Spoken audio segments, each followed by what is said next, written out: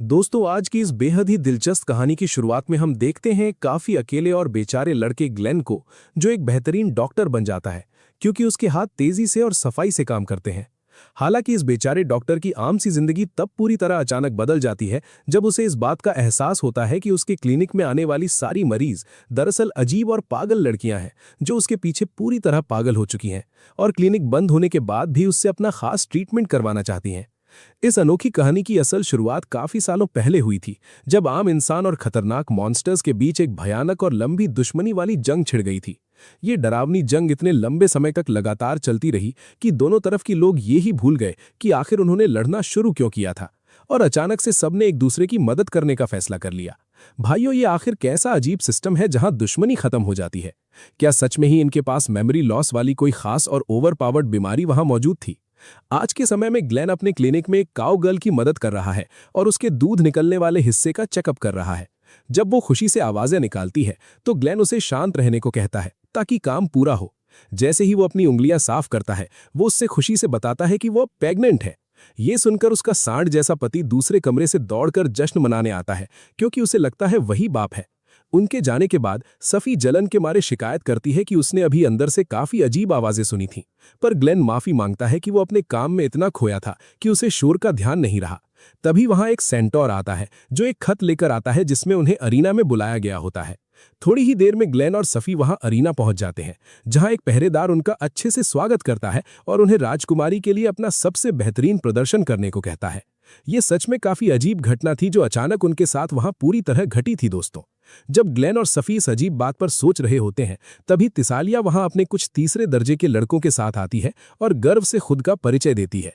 अचानक से बाकी लड़के ग्लेन का काफी मजाक उड़ाने लगते हैं और उसे एक छोटा इंसानी डॉक्टर बोलते हैं, पर तिसालिया उन सब की बोलती बंद करती है और बताती है कि वही चेकअप करेगा। इसके बाद वो सब तंबू में जाते हैं और तिसालिया अपना चेकअप करवाने के लिए कपड़े उतारना शुरू करती है। जैसे ही ग्लेन अपना टूल उसकी छाती पर रखता है, तिसालिया ये बताना शुरू करती है कि वो एक जवान अकेली लड़की है और शादी के लिए तैयार है। सफी जल्दी से आती है और चालाकी से बताती है कि ग्लेन अभी शादी नहीं करेगा ताकि तिसालिया डर जाए। जब चेकअप खत्म होता है तो के और लॉर्ना आते हैं और पूछते हैं कि उसकी सेहत कैसी है। ग्लेन बताता है कि वो बिल्कुल ठीक है, पर वो दोनों बताते हैं कि तिसालिया काफी ट्रेनिंग के बाद भी लगातार हार रही है। रात को सफी ग्लेन को जागते हुए देखती है और पूछती है कि क्या वो सच में चिंताओं से लड़ रहा है। ग्लेन बताता है कि तिसालिया वहीं रात में एक और मुकाबला हार गई है। सफी मजाक में कहती है कि शायद वो ट्रेनिंग के वक्त फालतू चीजें सोचती रहती है। भाइयों, तिसालिया का प्लॉट आर्मर यहां बिल्कुल काम नहीं कर रहा। सफी वहां से थोड़ी शराब लेने जाती है और वापस आकर पूछती है कि क्या उसे हल मिला। ग्लेन उसे अगले दिन अरीना चलने को कहता है, पर सफी गुस्से में अपनी पूंछ से उसे कसकर जकड़ लेती है और कहती है क्या वो दूसरी लड़की से मिलना चाहता है। जब ग्लेन समझाता है, सफी उसको और कसकर दबाती है और कहती है वो दुश्मन बर्दाश्त नहीं करेगी। अगले दिन तिसालिया अरीना में वापस हार जाती है और मेहनत करने का फैसला करती है, पर ग्लेन आकर बताता है कि उसके खुर संतुलित नहीं है। जब वो खुर काटने की बात करता है, तिसालिया गुस्से से मना करती है। तभी के और लॉर्ना आकर उसे पकड़ लेते हैं और नौकर औजार लाते हैं। ग्लेन अपना काम करता है जबकि तिसालिया चिल्लाती है। तभी सफी आकर तिसालिया को कसकर पकड़ती है और उसके मुंह में कपड़ा डाल देती है ताकि शोर बिल्कुल ना हो सके। अगले दिन जब तिसालिया अपने तीसरे दुश्मन की बुरी तरह से पेटी बना दी होती है, तब ग्लेन और सफी दर्शकों के बीच बैठकर इस चमत्कार पर चर्चा करते हैं। काफी सालों पहले वॉर के वक्त ग्लेन के परिवार ने सफी को अपने यहाँ रखा था ताकि कोई धोखा ना हो। समझौता पूरा होने के बाद सफी को वापस भेज दिया गया, जिससे बेचारे ग्लेन के दिल टूट गया था। सालों बाद जब ग्लेन ने एक एकेडमी में दाखिला लिया, तब उसकी मुलाकात सफी से दोबारा हुई। आज दोनों बोट पर सामान लेने जाते हैं, जहां सफी बताती है कि धूप से उसकी प्रजाति को काफी ज्यादा नुकसान होता है। ये सच में काफी बेकार एबिलिटी है। जब ग्लेन पूछता है कि क्या वो रात में जाग सकती है, तो वो मना करती है और शुक्रिया कहती है। सफी अचानक कप्तान को एक गिफ्ट शॉप चलने को कहती है, जिससे ग्लेन हैरान होता है। मैरो वाटरवेज नामक एक खास जगह से गुजरते हुए सफी इस शांति की तारीफ करती है। खरीदारी के बाद सफी ग्लेन से कहती है कि यहां उसके साथ घूमना सबसे बड़ा उपहार था। तभी सफी देखती है कि आसपास बिल्कुल भी कोई दूसरी बोट नहीं है। कप्तान उन्हें बताता है कि जलपरी का नया शो होने वाला है जो काफी लोकप्रिय है, पर ग्लेन तुरंत घर जाना चाहता है क्योंकि उसके पास काम है। अचानक से एक लू लाला नामक जलपरी उन्हें एक जोड़ा समझकर बुला लेती है। जब लू लाला उनकी काफी तारीफ करती है तो कप्तान रुकने को कहता है। ग्लेन थोड़ा नाराज होता है, पर सफी कहती है कि रुकने में कोई बुराई नहीं। लू लाला अपनी दुकान पर स्वागत करती है और बताती है कि वो गाना गाकर पैसे कमाती है। जब ग्लेन सोच रहा होता है, सफी उसके कान चाटकर उस पर बेवकूफ जैसे घूरने का इल्जाम लगाती है। लू लाला बोलती है कि उसका गाना उनका प्यार अमर करेगा, तो ग्लेन 2 गाने के पैसे देता है। पर लू लाला बताती है कि उसकी कीमत ज्यादा है क्योंकि उसे बड़ा ऑफर मिला है। जब वो उन पर धोखा देने का शक करती है, ग्लेन उसे मुफ्त चेकअप देता है। सफी गर्व से बताती है कि वो काफी बेहतरीन डॉक्टर है। लू लाला गाना शुरू करती है पर खांसने लगती है। वो वापस गाना चाहती है पर ग्लेन तुरंत अपना वादा पूरा करते हुए उसका इलाज शुरू कर देता है वहां, बिना किसी फालतू देरी के। बेचारा डॉक्टर ग्लेन जलपरी लुलाला को चेक करने एक सुनसान इलाके में ले जाता है। वहां पहुंचते ही लुलाला दुखी होकर कहती है कि उसके पास पैसे नहीं है, पर ग्लेन बताता है कि ये चेकअप मुफ्त होगा। वो उसके मुंह का हिस्सा चेक करता है और सूजन देखकर छाती चेक करने की बात कहता है। ये सुनते ही लुलाला घबरा कर कहती है कि वो अपने ये खास हिस्से सिर्फ सही जीवन साथी के लिए बचा रही है। साफी बीच में आती है और ग्लेन को शब्दों पर ध्यान देने को कहती है, इसलिए ग्लेन सफाई देता है कि वो सिर्फ सांस लेने की क्षमता चेक करना चाहता था। लुलाला के मानने पर ग्लेन चेकअप करके बताता है कि उसकी सांस ठीक है, इसलिए वो उसके गलफड़ों यानी गिल्स को चेक करने लगता है। जबकि साफी पूछती है कि क्या उसे दर्द हो रहा है। लुलाला बताती है कि उसे वहां गर्मी महसूस हो रही है। तो ग्लेन वादा करता है कि वो 1 सेकंड में काम खत्म करेगा और अपने हाथ सीधा उसके गलफड़ों के अंदर डाल देता है, जिससे लुलाला जोर से चिल्लाने लगती है। भाइयों, बिना बताए मरीज के नाजुक हिस्सों में हाथ डालना काफी अजीब और ओवरपावर्ड क्रीप वाली हरकत थी। इसके बाद ग्लेन को समझ आता है कि उसके गलफड़े हवा में रखने की वजह से सूख गए हैं। उसका रोना बंद होने पर ग्लेन पूछता है कि वो जमीन पर कितना वक्त बिताती है। लुलाला कहती है कि वो दिन का ज्यादा वक्त जमीन पर ही बिताती है। ग्लेन समझाता है कि हालांकि जलपरियां दोनों जगह रह सकती हैं, पर वो पानी वाले मॉन्स्टर्स हैं और ऐसे रहना खतरनाक है। जब वो वजह पूछता है तो लुलाला कंगाल होने की बात करती है क्योंकि उसके पिताजी दूध लेने के बहाने गए और कभी वापस नहीं आए।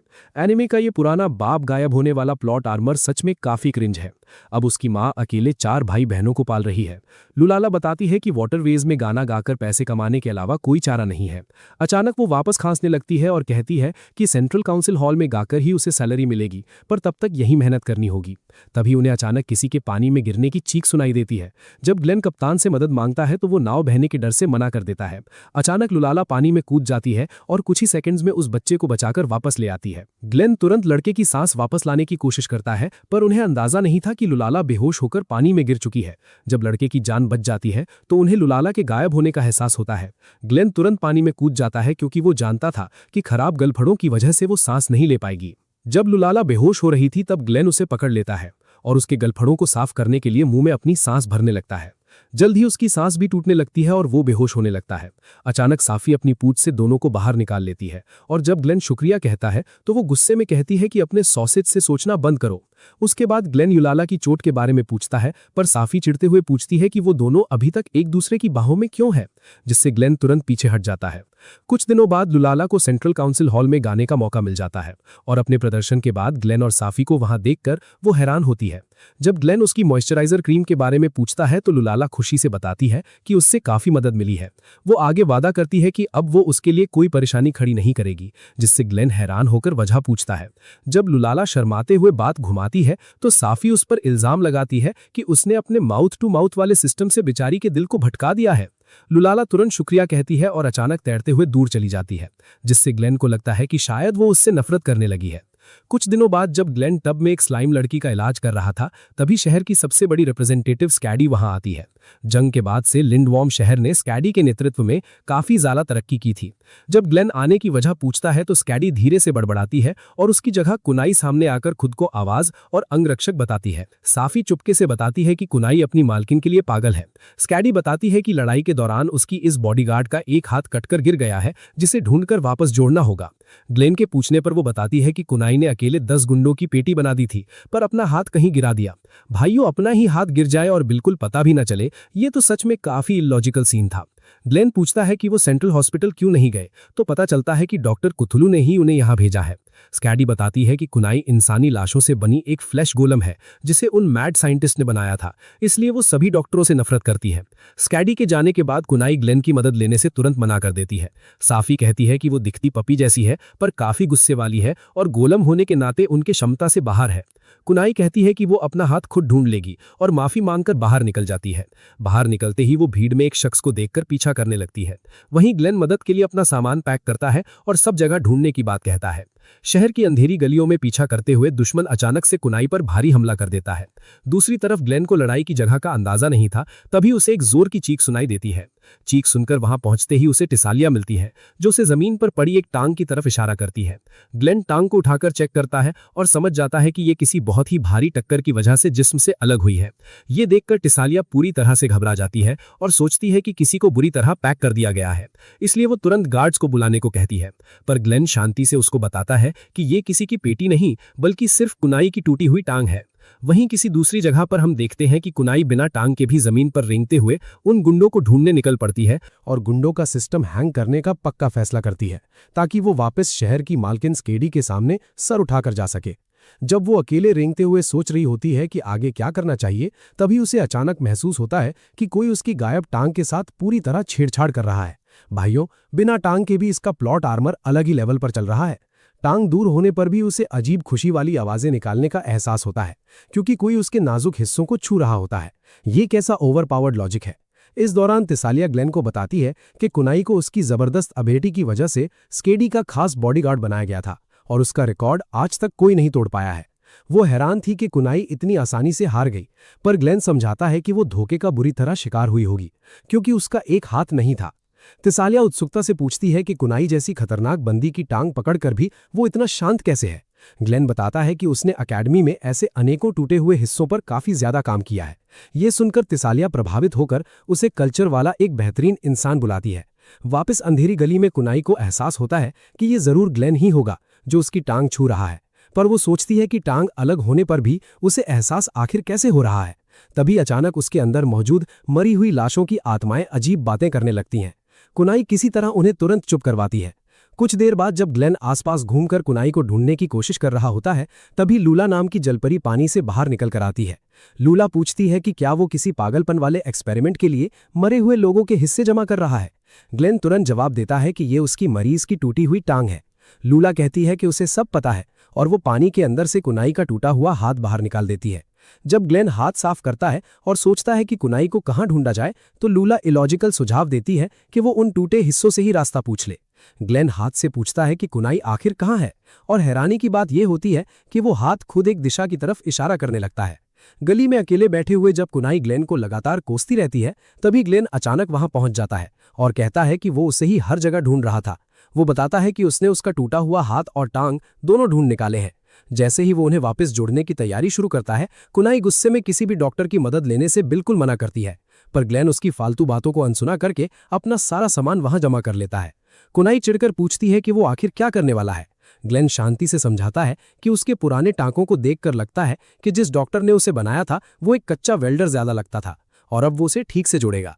कुनाई गुस्से में कहती है कि वो बस उसकी पट्टों को जल्दी सिल दे और इस झमेले को खत्म करे, पर ग्लेन एक बेहतरीन डॉक्टर होने के नाते उसे पूरी तरह ठीक करने पर जोर देता है और अपना काम तेजी से शुरू कर देता है। जब वो उसके जिस्म को सिल रहा होता है तो कुनाई बताती है कि उसे दर्द बिल्कुल महसूस नहीं होता। वो कहती है कि उसके नाम का मतलब ही है बिना कष्ट के जीना, इसलिए आराम से काम करने की कोई जरूरत नहीं है। पर ग्लेन कहता है कि वो बाहर से इस हालत में काफी तकलीफ में लग रही है और एक डॉक्टर होने के नाते उसकी तकलीफ दूर करना ही उसका काम है। कुनाई हैरानी से कहती है कि उसने ऐसे अच्छे डॉक्टर इस दुनिया में कभी नहीं देखे। ग्लेन मुस्कुराते हुए ये बात तुरंत मानता है कि वो सच में कुछ खास डॉक्टर्स में से एक है। जैसे ही वो हाथ का काम खत्म करता है, कुनाई सच में काफी आराम महसूस करती है। फिर ग्लेन टांग पर काम शुरू करता है, जिससे कुनाई काफी ज्यादा शर्मा जाती है।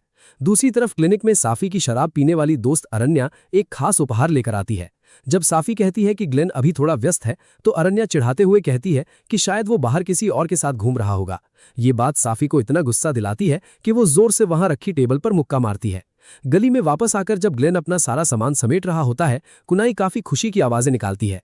वो उसे जल्दी काम खत्म करने को कहती है, पर ग्लेन के चुप रहने पर वो झोला छाप डॉक्टर कहकर और जोर से चिल्लाती है जब तक काम पूरा नहीं होता। वहां से निकलते वक्त कुनाई कहती है कि वो डॉक्टर से सख्त नफरत करती है और उसको बाद में सजा देने की धमकी देती है। वो बेचारे ग्लेन को अकेला छोड़कर चली जाती है और उन्हें अंदाजा भी नहीं होता कि कुछ गुंडे उन्हें अंधेरे से चुपके घूर रहे हैं। घर पहुंचकर ग्लेन देखता है कि साफी एक खूबसूरत ड्रेस पहने खड़ी है। साफी खुशी से बताती है कि वो सच में प्रेग्नेंट है। ग्लेन तुरंत कहता है कि ये बिल्कुल असंभव है, क्योंकि उसकी प्रजाति गर्म चीजों से दूर रहती है। जब ग्लेन सच्चाई चेक करने के लिए आगे बढ़ता है, तो साफी ड्रेस उठाकर दिखाती है कि ये बस एक मजाक था। इसके बाद साफी अरण्या का लाया उपहार वाला बॉक्स खोलती है, जिसमें एक हार्पी का अजीब अंडा होता है। ग्लेन अंडे को हिलाकर बताता है कि ये पूरी तरह खराब है और किसी हार्पी ने अभी इसे दिया होगा। अचानक साफी को घर के बाहर हमलावरों का आने का एहसास होता है, इसलिए वो तुरंत सारी लाइट्स बंद कर देते हैं। हमलावरों का लीडर हमला करने का सख्त आदेश देता है। जैसे ही वो लोग घर में घुसते हैं, साफी अपनी भारी पूंछ से एक गुंडे की बुरी तरह पेटी बना देती है, जिससे बाकी सभी लोग बुरी तरह डर जाते हैं। घर बिल्कुल खाली देखकर उन्हें समझ आता है कि वो दोनों वहां से भाग चुके हैं। रास्ते में भागते हुए ग्लेन पूछता है कि वो हमलावर आखिर कौन थे। साफी बताती है कि वो वही गुंडे थे जिन्होंने उसे कुनाई के साथ देखा था और अब वो उसे हॉस्टेज बनाना चाहते हैं। साफी कहती है कि वो ऐसा बिल्कुल नहीं होने देगी, इसलिए ग्लेन तय करता है कि वो सेंट्रल काउंसिल जाकर कुनाई को सब बताएंगे। तभी कुनाई अचानक वहां एक गुंडे का शरीर लेकर आती है, जिसको उसने अकेले ही पूरी तरह पैक कर दिया था। वो बताती है कि इन गुंडों ने हार्पीस को पकड़ रखा है और उनसे जबरदस्ती अंडे दिलवाते हैं ताकि उन्हें अमीर लोगों को बेच सके। ग्लेन उसे वही अंडा दिखाता है तो कुनाई बताती है कि गुंडे उन्हें ढूंढते हुए यहां आते ही होंगे। ये सुनकर साफी कुनाई से उन्हें बचाने की गुजारिश करती है। अचानक कुनाई अपनी तलवार निकालती है और अपने पीछे खड़े एक हमलावर का टिकट कट गया कहकर कहती है कि ये तो बहुत ही छोटी सी बात है उसके लिए। इसके बाद कुनाई ग्लेन और साफी को अपने साथ वाटरवेज चलने को तुरंत कहती है। रास्ते में वो बताती है कि उसके साथ रहना काफी ज्यादा सुरक्षित है। अचानक लूला पानी से बाहर निकलकर उन्हें हाथ हिलाती है। ग्लेन हैरानी से पूछता है कि वो वहां क्या कर रही है। कुनाई शांति से कहती है कि वो बाद में सब समझा देगी। कुछ देर बाद वो सब एक बोट पर स्केडी के साथ जुड़ जाते हैं, जिसे लूला पानी के अंदर तैरते हुए आगे खींच रही होती है। साफी स्केडी से पूछती है कि लूला उनकी बोट आखिर क्यों खींच रही है, तो वो बताती है कि ये उनके डील्स का हिस्सा है। स्केडी समझाती है कि लूला को सेंट्रल काउंसिल में गाने का मौका इस शर्त पर मिला है कि वो मिशंस में उनकी मदद करेगी। ये सुनकर ग्लेन को काफी गुस्सा आता है और वो स्केडी पर लूला का फायदा उठाने का इल्जाम लगाता है। कुनाई उसे औकात में रहने को कहती है, पर ग्लेन उसे चुप करवाकर स्केडी से सीधा जवाब मांगता है। स्केडी बताती है कि लूला इस काम के लिए बिल्कुल परफेक्ट थी और उसे इसका अच्छा पैसा मिलता है, पर एक डॉक्टर होने के नाते ग्लेन कहता है कि वो लूला को खतरे में नहीं डाल सकता। तभी लूला पानी से बाहर आती है और कहती है कि वो खुद अपने फैसले ले सकती है। वो बताती है कि स्केडी ने उसे खतरा होने पर तैरकर भागने की आज़ादी दी है, जिसके बाद ग्लेन पूरी तरह शांत हो जाता है और उनके मामले से दूर रहता है। इसके बाद लुलाला सबको बताती है कि वो दुश्मनों के ठिकाने के काफी ज्यादा करीब पहुंच चुके हैं, पर अचानक कुछ तीरंदाज एक पुल पर खड़े होकर उन पर तीरों की लगातार बारिश शुरू कर देते हैं। खुशकिस्मती से कुनाई अपनी खतरनाक एबिलिटी का इस्तेमाल करके सबको नीचे झुकाती है और अपनी चमचमाती तलवार से आने वाले सभी तीरों को हवा में ही काट डालती है। भाइयों, कुनाई का ये ओवरपावर्ड अंदाज सच में काफी धमाकेदार था।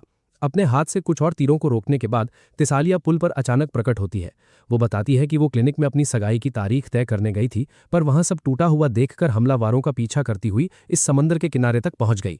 जैसे ही वो अपना भाला तीरंदाजों की तरफ घुमाती है, एक गुंडा उस पर हमला करने दौड़ता है, पर तभी के और लोरना वहां आकर उस गुंडे की पेटी बना देते हैं। फिर वो सब मिलकर उन गुंडों का सिस्टम हैंग करने का फैसला करते हैं, जबकि स्कैडी की बोट आगे बढ़ती रहती है। पुल पर एक गुंडा तिसालिया को समझाने की कोशिश करता है कि दोनों भाड़े के सैनिक हैं, इसलिए वो उन्हें छोड़ दे।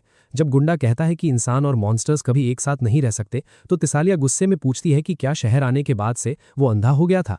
वो समझाती है कि दोनों प्रजातियां शांति से रह रही हैं, पर गुंडा इस बात से इनकार करता है और तिसालिया पर अचानक हमला कर देता है। पर तिसालिया उसको अपने भाले से आराम से रोक लेती है, जिसे देखकर बाकी सब हक्के बक्के रह जाते हैं।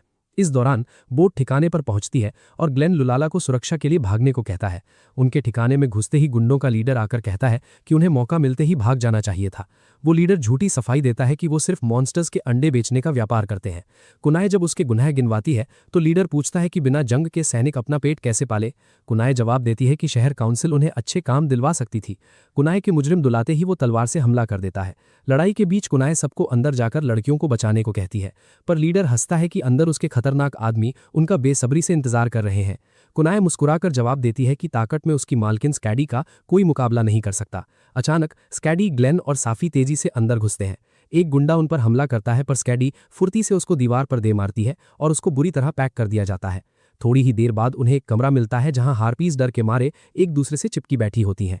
ग्लेन उन्हें शांत करता है और खुद को डॉक्टर बताता है, जिससे सब काफी खुश होती हैं।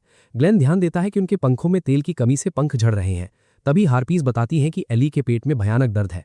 ग्लेन तुरंत एली के मुंह पर कपड़ा बांधता है, जबकि साफी उसको अच्छे से ढक लेती है। चेकअप के बाद पता चलता है कि उसके अंदर एक अंडा फंसा हुआ है। ग्लेन जल्दी से साफी और स्कैडी को बाहर पहरा देने का आदेश देता है। जब ग्लेन अंडा बाहर निकाल रहा होता है तो गुंडे दरवाजा तोड़कर अंदर घुसते हैं, पर साफी अपनी भारी पूंछ से सबका टिकट कट गया कर देती है। स्कैडी के साथ लड़ते हुए साफी उन पुराने राजों के बारे में सोचती है जो उसने छुपाए थे।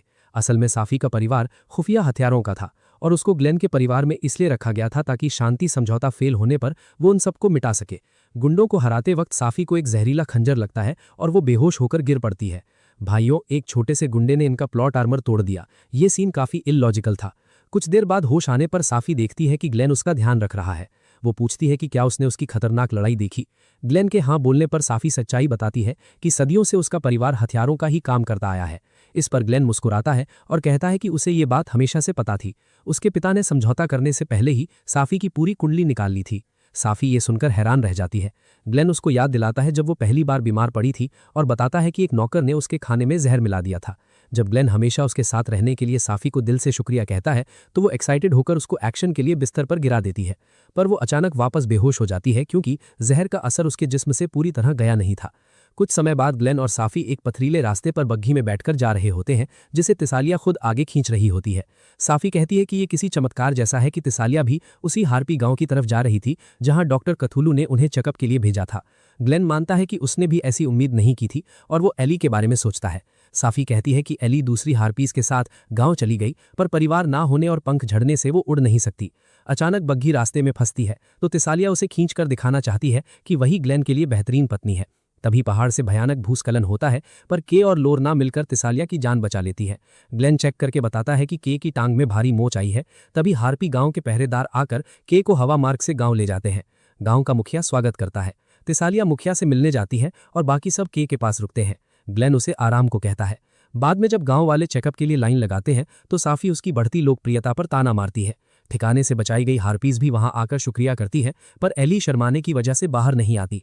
आखिर में जब बेचारा डॉक्टर ग्लेन बाहर जाता है तो वो लोरना को वहां अकेले नदी किनारे खड़ा देखता है। जब वो पूछता है कि वो वहां अकेले क्या कर रही है तो लोरना झूठी सफाई देती है कि वो वहां मालकिन टिसेलिया के साथ है। पर जैसे ही ग्लेन टिसेलिया के बारे में पूछता है तो लोरना अचानक हकबका जाती है और समझ जाती है कि वो गलती से अकेली रह गई है। वो तुरंत कहती है कि वो दोनों जरूर रास्ते में बिछड़ गए होंगे।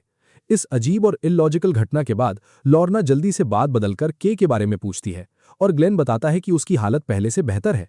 ग्लेन भी उत्सुक होकर पूछता है कि उश्शरा के साथ क्या रिश्ता है। लोरना बताती है कि वो दोनों जंग के यतीम बच्चे हैं जिन्हें टिसेलिया के परिवार के नौकरों ने आश्रय दिया था और तब से ही वो टिसेलिया की सेवा कर रहे हैं। तभी अचानक वहां टिसेलिया आती है और गुस्से में पूछती है कि वो लोरना को हर जगह ढूंढ रही है और वो यहाँ क्या कर रही है। लोरना शांति से जवाब देती है कि वो ग्लेन से बस के की हालत के बारे में पूछ रही थी। उसके बाद वो उल्टा टिसेलिया से पूछ लेती है कि वो आखिर कैसे खो हुई थी। टिसेलिया थोड़ा चिढ़कर कहती है कि गलती उसकी थी क्योंकि साथ चलते चलते वो आगे निकल गई थी। उस रात टिसेलिया ग्लेन और साफी के साथ खाना खाते वक्त लोरना की लगातार भूलने वाली आदतों पर गुस्सा निकाल रही थी। वो बताती है कि गांव पहुंचने के बाद से लोरना ने कितनी बड़ी गलतियां की हैं और उसे ठीक से खाना भी नसीब नहीं हुआ।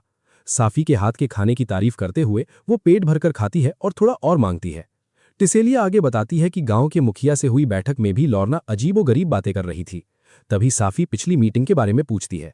टिसेलिया बताती है कि उन्होंने एक हवाई समाचार और सामान भेजने का खास डिवीजन बनाने की बात की, जिसके लिए उन्हें काफी सारी हार्पीज को काम पर रखने की जरूरत पड़ेगी।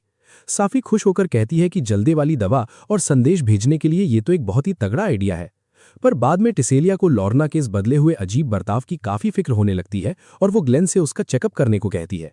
पर ग्लेन समझाता है कि लोरना का दिमाग इसलिए ठिकाने पर नहीं है क्योंकि वो के की चोट को लेकर परेशान है और जब तक के पूरी तरह ठीक नहीं होती उन्हें थोड़ा इंतजार करना चाहिए।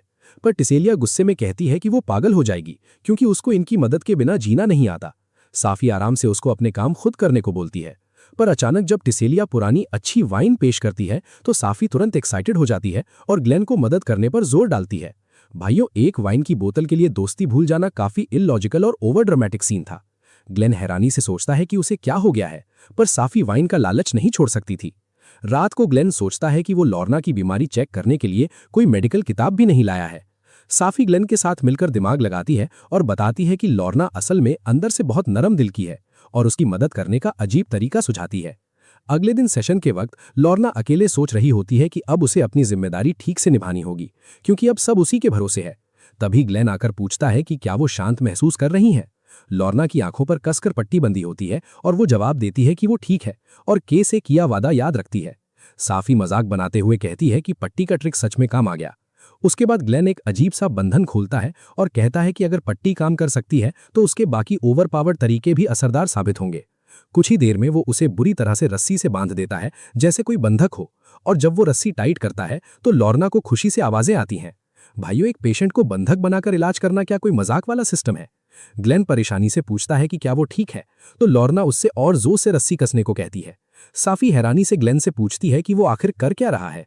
ग्लेन झूठी सफाई देता है कि वो उसकी हड्डियां सीधी कर रहा है ताकि उसकी ढंग से बैठने और चलने की क्षमता बढ़ सके, क्योंकि ये सेंटोर्स में एक आम बात है। टिसेलिया लॉर्ना के मुंह से कपड़ा निकालकर पूछती है कि वो कैसा महसूस कर रही है। लॉर्ना खुशी से कहती है कि अब उसको काफी सुकून मिला है और जैसे उसके छाती से भारी बोझ हट गया हो। साफी इस जादू जैसी टेक्निक पर हैरान होती है तो ग्लेन अहंकार से बताता है कि शायद लॉर्ना को रस्सी से बंधे रहना पसंद है।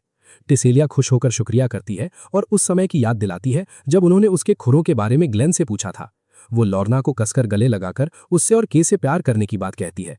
साफी पूछती है कि क्या वो पूरे गांव में पट्टी बांधकर ऐसे ही घूमेगी, तो लॉर्ना हाँ बोलती है। बाद में जब ग्लेन के को चेक करता है तो वो हैरानी से बताती है कि उसे बिल्कुल नहीं पता था कि लॉर्ना को रस्सी वाला बंधन इतना पसंद होगा। लॉर्ना इस नई बीमारी ढूंढने के लिए उस डॉक्टर का शुक्रिया अदा करती है। ये सुनते ही के उसे अपनी चोट ठीक करने का धन्यवाद करती है, पर ग्लेन उसे कोई तकल्लुफ ना करने को कहता है क्योंकि उसके पैसे टिसेलिया दे चुकी है। जब के कहती है कि ये सब काफी नहीं है तो लॉर्ना अचानक आकर ग्लेन के पीठ पर लेट जाती है और उसे धक्का देकर के तकिए तक पहुंचा देती है। वो बोलती है कि ये शुक्रिया अदा करने का उनका असली तरीका है। ग्लेन डर के कहता है कि टिसेलिया बुरा मान जाएगी, पर वो दोनों चालाकी से बोलती हैं कि वो सब मालकिन के लिए कर रही हैं क्योंकि शादी के बाद वो उनकी भी मालकिन बनेगी। जैसे ही के उसके कमर पर हाथ लगाती है, ग्लेन घबराकर वहां से भाग निकलता है और दोनों कहती हैं कि वो बस मजाक कर रही थी और उसके मालिक बनने का बेसब्री से इंतजार करेंगी। कुछ दिनों बाद ग्लेन के की पट्टी खोलता है और साफी पूछती है कि क्या वो एली का चेकअप करके वापस शहर लौट सकते हैं, पर ग्लेन परेशान होकर बताता है कि वो चेकअप करवाने से बार बार मना कर रही है और सोचता है कि शायद उसने कुछ गलती की है। ये सुनकर टिसेलिया कहती है कि उसे इस बारे में कुछ खास बात करनी है। वो लोग घने जंगल की तरफ निकल पड़ते हैं और टिसेलिया बताती है कि एली ने शर्त रखी है कि वो चेकअप तभी करवाएगी जब टिसेलिया खुद उससे मिलने आएगी। जब ग्लेन पूछता है कि क्या वो एक दूसरे को जानते हैं तो टिसेलिया मना कर देती है। कुछ देर चलने के बाद वो एक घर के बाहर पहुंचते हैं। दरवाजा खोलने पर ग्लेन को अंदर हर तरफ टूटे हुए पंख बिखरे मिलते हैं। वो समझाता है कि उसने सुना था कि पंख झड़ने की वजह से वो अब उड़ नहीं पा रही है। एली उसे कड़वा जवाब देती है और टिसेलिया से सीधे बात करने को कहती है, पर ग्लेन समझाता है कि पहले चेकअप जरूरी है। एली तुरंत मान जाती है। जब वो उसके पंख चेक करता है तो समझ जाता है कि वो उड़ने में एक मास्टर थी। वो एक पंख छू लेता है जिससे एली बुरी तरह से चिल्लाती है और वो पूछता है कि क्या दर्द हो रहा है। ठीक उसके बाद वो अचानक उसकी बगलों को छू लेता है जिससे वो और जोर से चिल्लाने लगती है। ग्लेन जल्दी से अपने हाथ पीछे करके सफाई देता है कि वो अपने सही हाथों से उसका तापमान चेक कर रहा था। अचानक साफी उसके पूंछ से जकड़ती है और डांटती है कि उसे जवान लड़कियों के साथ ज्यादा नरम तरीके से पेश आना चाहिए। उसके बाद वो गुस्से में उसे दीवार पर पटक देती है, जिससे टिसेलिया परेशान होकर उसे शांत होने को कहती है। फिर एली दुखी होकर अपनी बीमारी के बारे में पूछती है। ग्लेन बताता है कि बस पुराने पंख झड़कर नए आने वाले हैं। वो दिलासा देता है कि अच्छा खाना और आराम करने से वो जल्द ही उड़ पाएगी, पर एली गुस्से में उसे झूठा और झोला छाप बुलाती है और बताती है कि वो तो पंख बदलने के बाद भी आराम से उड़ पाती थी, तो इस बार ऐसा क्यों। ग्लेन आराम से समझाता है कि इस बार उसके आम से काफी ज्यादा पंख झड़ चुके हैं। एली इस बात को मानने से इनकार करती है और जमीन पर जोर जोर से पैर पटककर गुस्सा दिखाती है। जब ग्लेन थोड़ा और समझाने की कोशिश करता है तो एली गुस्से में अपने तेज नाखूनों से उस पर हमला करने दौड़ पड़ती है, पर टिसेलिया बीच में आकर अपनी चमचमाती झाड़ू से उस भयानक हमले को हवा में ही रोक लेती है। इस असफल हमले के बाद एली रोते हुए वहां से गुस्से में बाहर चली जाती है। दोस्तों, टिसेलिया इस मामले को खुद सुलझाने का जिम्मेदारी लेती है और एली के पीछे नदी किनारे पहुंच जाती है। हैरानी से एली पूछती है कि वो अकेले आखिर क्यों आई, तो टिसेलिया शांति से याद दिलाती है कि एली ने ही तो उससे बात करने की खास मांग की थी। एली बताती है कि वो एरिना में ग्लैडिएटर्स को मुफ्त में लड़ते हुए देखने के लिए हमेशा आसमान से वहां जाया करती थी। वो जिद करती है कि उसे भी उनके जैसा एक खतरनाक ग्लैडिएटर बनना है। टिसेलिया बताती है कि एरिना में हर किसी का अच्छे से स्वागत होता है, पर सिर्फ सपने देखने से कामयाबी नहीं मिलती। टिसेलिया एक लकड़ी उठाती है और एली को अपनी सच्ची ताकत दिखाने की पूरी खुली चुनौती दे डालती है। एली अपने नाखूनों से भारी हमला करने की तैयारी करती है, जबकि टिसेलिया उसे सिखाने का फैसला करती है। उस दिन बाद में जब ग्लेन टिसेलिया का चेकअप कर रहा होता है तो पूछता है कि क्या उस छोटी सी एली को लड़ाई के बारे में सच में कुछ पता है। टिसेलिया जवाब देती है कि उसने सिर्फ धोखे वाली और कमजोर तकनीक का ही इस्तेमाल किया था, पर टिसेलिया ने अपनी भारी लकड़ी से उसको उसकी सही औकात याद दिला दी। ग्लेन ये सुनकर काफी घबराता है और सोचता है कि उसे अब इन सब का भयानक अंजाम भुगतना पड़ेगा। टिसेलिया बताती है कि उसने तो बस एली को इसलिए सबक सिखाया था क्योंकि उसने बेचारे ग्लेन के बारे में उल्टा सीधा बोला था। सफी भी टिसेलिया का साथ देती है और कहती है कि वो एली को हमेशा के लिए गहरी नींद में सुला देने के बारे में ही सोच रही थी। भाइयों, जरा सी बात पर सीधा पेटी पैक करने की सोचना सच में इन लड़कियों की अलग ही अजीब एबिलिटी है। तिसालिया घबराकर सफी को रोकती है और ग्लेन समझाता है कि वो उसे ऐसे ही उसके हाल पर अकेले छोड़कर नहीं जा सकते। तिसालिया बताती है कि उसने एली को ग्लैडिएटर बनने का ख्याल छोड़कर गांव में ही रहने की बड़ी सलाह दी थी, पर एली ने उसकी बात मानने से साफ इनकार कर दिया। तिसालिया ये भी कहती है कि एली ग्लैडिएटर बनने के बाद भी परेशानियों से भागती ही रहेगी जब तक वो अपनी समस्या खुद सुलझाना नहीं सीखती। चेकअप पूरा होने के बाद तिसालिया एक भारी और बड़ा सा पंख निकालकर दिखाती है जो उसने स्पा के पास उठाया था ताकि ग्लेन अपनी जांच में इसका इस्तेमाल कर सके। ग्लेन कहता है कि अगले दिन वो एक खास खजाना ढूंढने वाला अजीब खेल खेलेगा। अगले दिन वो गांव घूमकर एली के बाकी पंखों को ढूंढते हैं। जांच करके ग्लेन ये पक्का करता है कि उसके पंख आम तरीके से बदल रहे हैं।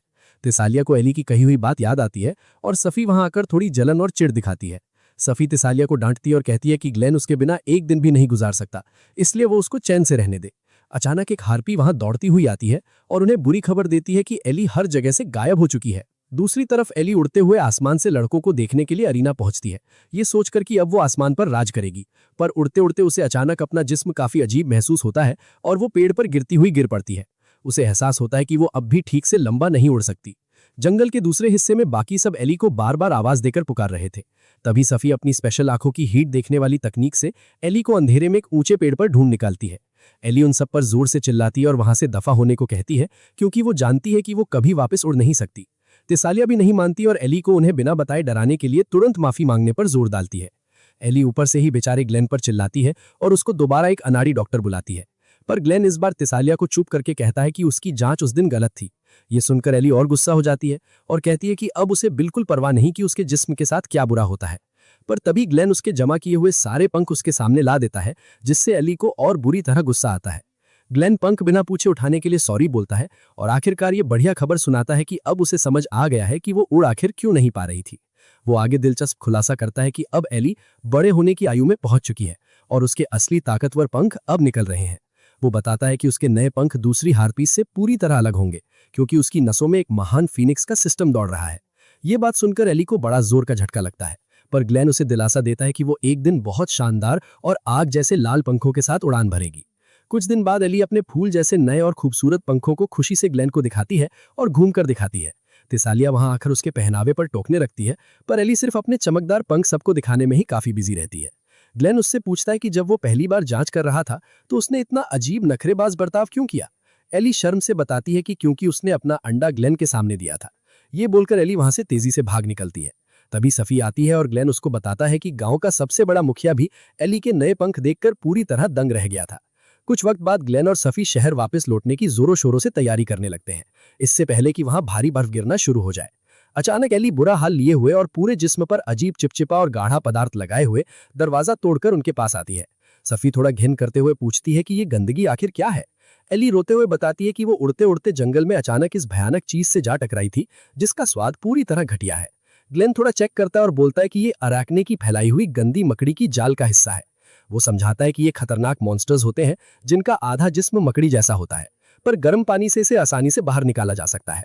एली खिड़की से बाहर कूदती है, पर तुरंत अंदर झांककर ग्लेन से पूछती है कि क्या वो उसके साथ गर्म पानी में आना पसंद करेगा।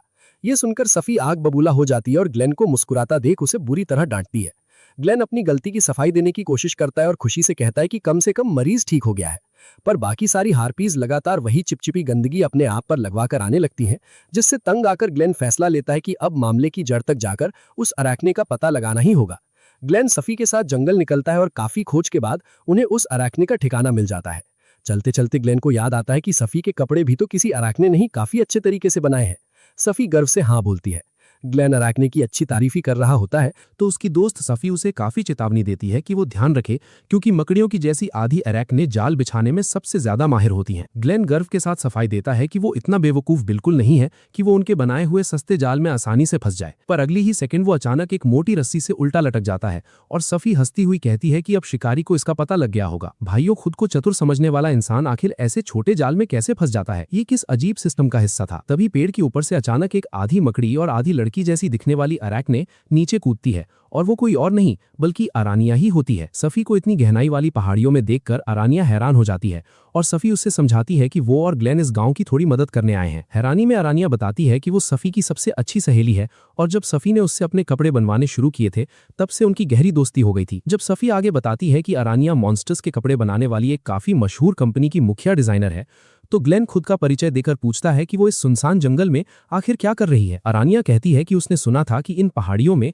फीनिक्स के खतरनाक पंखों वाली एक असाधारण हार्पी मौजूद है। ये सुनकर ग्लेन आश्चर्य करता है कि ये खबर इतनी जल्दी कैसे फैली। अरानिया खुशी से बताती है कि वो उस जादू वाले फीनिक्स से नई प्रेरणा लेना चाहती है, जिसके आकर्षक पंख फड़फड़ाने पर हर बार अलग अलग रंग बदलते हैं, और वो इन्हीं खास पंखों को अपने अगले बेहतरीन डिजाइन में इस्तेमाल करना चाहती है। जब वो कहती है कि इसी वजह से वो पूरे जंगल में जाल बिछा रही थी, तो ग्लेन तुरंत खुलासा करता है कि वो खास हार्पी, जिसका नाम एली है, यहाँ इन अकेले पहाड़ों में नहीं बल्कि गांव के बिल्कुल बीचों बीच रहती है। कुछ देर बाद वो सब गांव पहुंचते हैं और एली को एक आम छत पर अकेले शांति से बैठे हुए देखते हैं। अचानक अरानिया खुशी के मारे पागल होकर छत पर कूद जाती है और एली को जोड़ने के लिए उसकी तरफ तेजी से भागती है, जिससे बेचारी एली बुरी तरह घबरा जाती है। एली गुस्से में उसको दूर हटने को कहती है, पर अरानिया बार बार मिन्नतें करने लगती है। दूसरी तरफ अंधेरे जंगल में तिसालिया शांति से अपने भाले की ट्रेनिंग कर रही होती है, जब ही एली हवा में उड़ती हुई वहां से गुजर आती है और अरानिया उसके पीछे भागती हुई अपनी सारी चिपचिपी मकड़ी की जाल तिसालिया पर फेंक डालती है। गांव लौटकर सफी ग्लेन को बताती है कि उसने अरानिया से वादा ले लिया है कि वो और इस तरह परेशान करने वाली जालें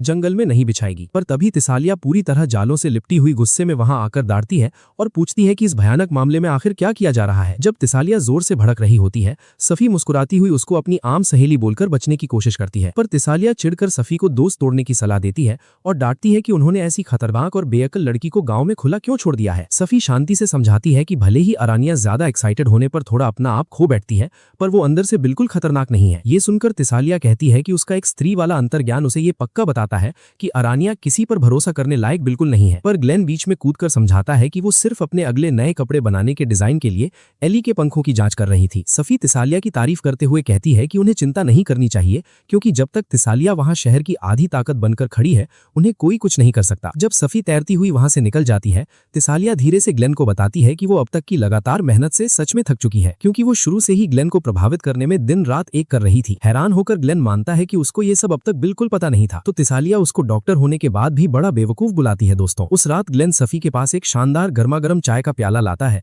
और उसे आराम करने के लिए गर्म पानी के आकर्षक झरने तक जाने की काफी सलाह देता है। जब वो कहता है कि इसे एक खास उपहार की तरह समझो, तो सफी तुरंत मान जाती है। बाद में जब सफी सुकून से आराम कर रही होती है, अरानिया सीधा क्लिनिक जा पहुंचती है और सफी के बारे में थोड़ी पूछताछ करती है। ग्लेन जवाब देता है कि वो क्लिनिक पर बिल्कुल नहीं है और उसकी आने की वजह भी पूछता है। अरानिया अचानक नाटक करके कहती है कि वो बुरी तरह बीमार है, पर जब ग्लेन चेकअप करता है तो समझ जाता है कि वो बिल्कुल ठीक है। तभी वो ध्यान देता है कि अरानिया उसको लगातार और अजीब तरीके से घूर रही है। अरानिया मुस्कुराती हुई सफाई देती है कि सफी हमेशा उसके बेहतरीन डॉक्टर वाले कामों के काफी गुणगान करती रहती है। उसके बाद वो कहती है कि वो बाहर जा रही है और ग्लेन को साथ आने का जोर डालती है। जंगल में काफी लंबा चलने के बाद ग्लेन थककर पूछता है कि वो दोनों आखिर कहाँ जा रहे हैं, पर जब अरानिया बात को गोलमाल घुमाकर जवाब देती है तो ग्लेन तुरंत पीछे मुड़ने का तय करता है। अरानिया लगातार घने जंगल के और गहरे हिस्सों में घुसती चली जाती है। जब ग्लेन थककर वापस मुड़ता है तो अचानक वो अरानिया की बचाई हुई एक और घटिया जाल में फंस जाता है और उलटकर हवा में टंग जाता है। तभी अरानिया अचानक चालाकी से अपने खतरनाक सिजर्स निकालती है और उसको परेशान करने के आसपास घूमने लगती है। तब ग्लेन को आखिरकार एहसास होता है कि वो सच में पूरी तरह बीमार होने का नाटक ही कर रही थी। अरानिया साफ शब्दों में बताती है कि वो औरतों में होने वाली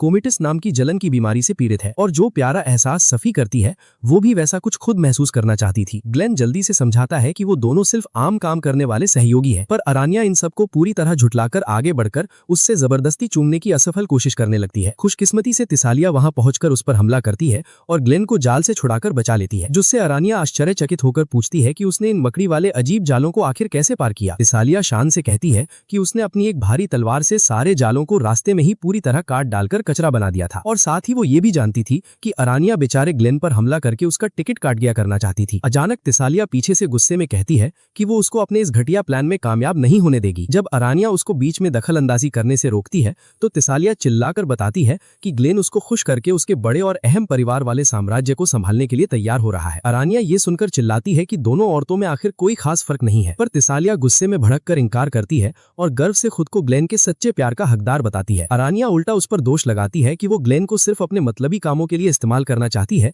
जिससे वो उसके बराबर ही बुरी इंसान हुई। तिसालिया को ये बात और ज्यादा गुस्सा दिला देती है और वो उसका आखिरी टिकट काट गया करने के लिए उस पर तेजी से लपकती है, पर अरानिया आराम से अपने जाल से चिपककर पेड़ पर लटक जाती है। तिसालिया पागलों की तरह गुस्से में सब कुछ तोड़ती हुई ये साबित करना चाहती है कि वो दोनों एक जैसी बिल्कुल नहीं है। भाइयों, इस छोटी सी बचकानी लड़ाई में एकदम ओवर पावर्ड हो जाना सच में इनकी पागलपन वाली कहानी का एक अनोखा हिस्सा लगता है। जैसे ही दोनों औरतें अपना क्रोध सब पर निकालने वाली होती हैं, सफी अचानक अपनी तगड़ी पूंछ से ग्लेन को पकड़कर कसकर अंदर खींच लेती है और उन दोनों दुश्मनों को शांति से समझाती है कि वो अकेले ऐसे एक इंसान के लिए अपनी और लड़ाइयां आगे ना बढ़ाएं। उस रात जब दोनों अकेले शराब पी रहे होते हैं तो ग्लेन घबराकर पूछता है, क्या सफी को सच में अंदाजा था कि अरानिया कुछ तगड़ी चाल चलने की साजिश कर रही है? सफी शांति से उत्तर देती है कि उसे पहले से इस बात की भनक लग चुकी थी। इसके बाद सफी अहंकार और प्यार से ग्लेन के सामने अपनी सच्ची मोहब्बत का जिक्र करती है, पर तभी दूसरी राइवल लड़कियों के उस पर हक जताने वाली बातों को याद करके ग्लेन के गले में घूंट लग जाता है। जवाब में वो बताता है कि उसे भविष्य के इस नए हिस्से के बारे में ठीक से कुछ नहीं पता, पर दिल से सफी को एहसास दिलाता है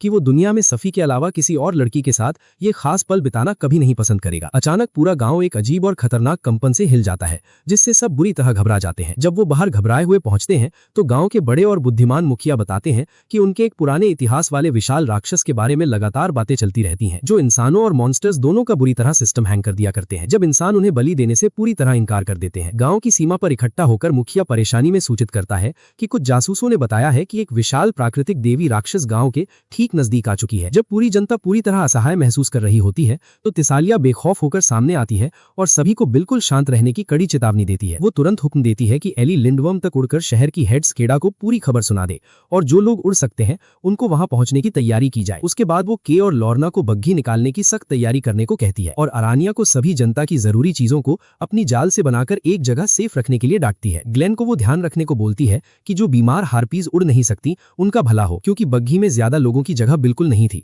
इसलिए बचे हुए कुछ को अपने पैरों पर ही पहाड़ का रास्ता तय करके नीचे उतरना होगा। सब अपने कामों में व्यस्त थे और ग्लेन जल्दीबाजी में अपना आखिरी मरीज पकड़ रहा था। घबराई हुई सफी वहां पहुंचकर बताती है कि अब जल्दी से अपना सामान भी पैक कर लो। सामान ठीक से रखते वक्त गांव में फिर से झटके आते हैं और दवाओं की पूरी बोतलें नीचे गिरने लगती हैं, पर सफी चालाकी से सबको अपनी पूंछ पर उठा लेती है और ग्लेन को विशाल गॉड से भिड़ने से बचने की तैयारी की बात जोर से कहती है। जब सब गांव छोड़कर भाग रहे थे, ग्लेन घबराकर पूछता है कि क्या किसी ने तिसालिया को वहां मुड़कर देखा? सफी आसानी से हाँ की जगह ना बोलती है। दूसरी तरफ तिसालिया जंगल में डर रही होती है और सोचती है कि काश उसने इन प्लान्स के बारे में ग्लेन से ठीक से चर्चा की होती। वो अकेले तय करती है कि अगर वो बच निकली तो सीधे ग्लेन के सामने अपने सच्चे प्यार का दावा करेगी। जैसे ही वो पागलपन की भरी बातों पर हंसती है, सफी वहां आकर अपनी दुम से उसके मुंह पर जोर का तमाचा मार देती है।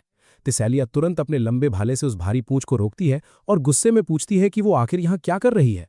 सफेंटाइट ताना मारते हुए पूछती है कि क्या वो इस विशाल भगवान को अकेले ही रोकने की बेवकूफी भरी कोशिश कर रही है। तिसालिया गर्व से जवाब देती है कि एक नेता होने के नाते ये सिर्फ उसका फर्ज है, पर सफेंटाइट उसको आईना दिखाती है और कहती है कि उसके कान डर के मारे बुरी तरह कांप रहे हैं।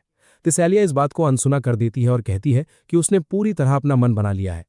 तभी वहां ग्लेन टपक पड़ता है और कहता है कि एक काबिल डॉक्टर होने के नाते वो तिसालिया को ऐसे अकेले अपनी जान जोखिम में डालते हुए बिल्कुल नहीं देख सकता। तिसालिया परेशान होकर कहती है कि वो उसको इस काम से रोक नहीं सकते, क्योंकि उस विशाल भगवान को रोकना जरूरी है। जब ग्लेन और सफेंटाइट कहते हैं कि वो भी उसकी मदद करेंगे तो तिसालिया डर कर कहती है कि वो सब कुछ ले जा सकते हैं और सफेंटाइट को आदेश देती है कि वो ग्लेन को लेकर नीचे चली जाए। पर ग्लेन बीच में आकर उन्हें रोकता है और वादा करता है कि वो उस भगवान को गांव आने से मना लेगा। जैसे ही वो मिलकर लड़ने का तय करते हैं, इलाका फिर से हिलने लगता है और वो जंगल की तरफ निकल पड़ते हैं। कुछ ही देर बाद जंगल में उनका सामना उस विशाल लड़की से होता है जिसका नाम डायोन था। ग्लेन आगे बढ़ता है और डायोन से कहता है कि वो शांति से बात करना चाहता है। ये सुनकर डायोन रुक जाती है। ग्लेन समझाता है कि गांव वाले डरे हुए हैं और पूछता है कि क्या उन्होंने गलती से उसको परेशान किया था। तभी अचानक डायोन जोर से चींखती है, जिसके तूफान से बेचारा ग्लेन हवा में उड़ जाता है, पर सफेंटाइट फुर्ती से उसे पकड़ लेती है। भाइयों, एक चींख से इंसान का उड़ जाना कैसा अजीब सिस्टम है। डायोन तुरंत माफी मांगती है और बताती है कि उसने सुना था कि गांव में एक काबिल डॉक्टर आया हुआ है। दूसरी तरफ लिंडवर्म में कुनाई हार्पी इली की बातों पर शक करती है कि एक विशाल भगवान उसके गांव में घुस आया है। तभी स्कादी शांति से बताती है कि पहाड़ों में रहने वाली वो विशाल देवी किसी की पिट्टी बनाने की नहीं आएगी। वापस गांव में ग्लेन लकड़ी के ढांचे पर खड़ा होकर डायोन का इलाज शुरू करता है। जब वो डायोन को मुंह खोलने के लिए कहता है तो उसे अंदर एक भयानक अंधेरा नजर आता है। वो घबराकर पीछे हट जाता है क्योंकि डायोन उसे जिंदा निगल सकती है। सफेंटाइट ग्लेन को ध्यान रखने को बोलती है। चेकअप पूरा करने के बाद ग्लेन डायोन को बताता है कि उसे सर्दी और बुखार है और पूछता है कि बीमार जैसा कब से महसूस हो रहा था। डायोन मासूमियत से जवाब देती है कि लगभग 10 साल से। ये सुनकर ग्लेन हैरान रह जाता है और ध्यान देता है कि 10 साल पहले ही लिंडवर्म एक बड़ा शहर बना था। डायोन हाँ बोलती है और कहती है कि ये वही वक्त था जब स्काडी मिलने आई थी। इसके बाद ग्लेन दवाइयां बनाता है, पर उसका पैर फिसल जाता है और वो सीधा नीचे गिर पड़ता है। खुशकिस्मती से वो डायोन के 2 विशाल मुलायम पर्वतों पर आसानी से गिरता है और उसको चोट नहीं लगती। जैसे ही वो उठने की कोशिश करता है, वो उन विशाल तरबूजों के बीच फिसलने लगता है, पर डायोन अपने हाथों से उसे उठा लेती है। पर फिर से वो नीचे गिरता है और उस दरिया में डूब जाता है। यहाँ इनका ये क्रिंज नज़ारा काफी अजीब था।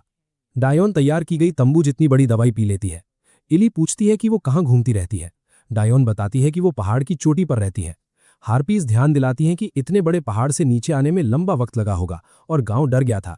डायोन शर्माती हुई माफी मांगती है और बताती है कि वो किसी जानवर का टिकट काट गया नहीं करना चाहती थी।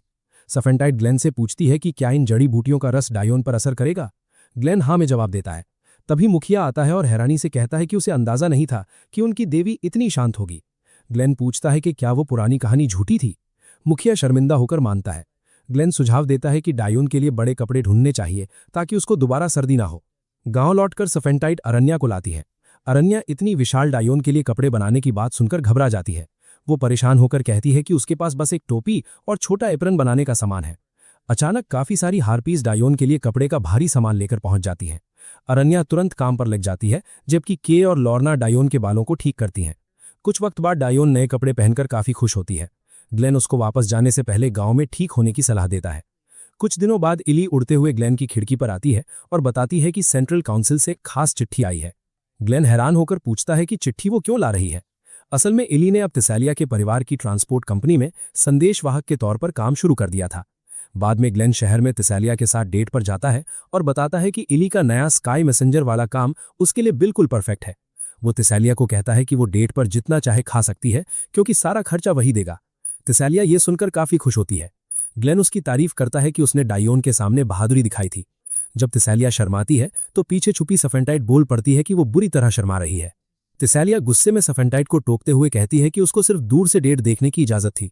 सफेंटाइट ताना मारती है कि उसको ध्यान रखना पड़ेगा कि ग्लेन उसके जाल में न फंस जाए। तिसालिया हंसकर सफेंटाइट को हार मान लेने को कहती है, पर वो ढीठ होकर बोलती है कि वो नहीं हारेगी। अगले दिन ग्लेन और सफेंटाइट वाटरवेज के पास स्कार्डी और कुनाई से मिलते हैं। वो दोनों स्कार्डी को शहर में एक नए समारोह में बुलाने के लिए शुक्रिया अदा करते हैं। तभी ग्लेन की नजर जलपरी लुलाला पर पड़ती है, पर उसके साथ अरण्या को देखकर वो हैरान रह जाता है।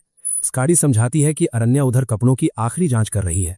कुनाई गर्व से बताती है कि स्कार्डी ग्लेन के इलाजों से काफी खुश है। जब ग्लेन धन्यवाद करता है तभी स्कार्डी की भारी पूंछ उसको अजीब तरीके से खींचती है।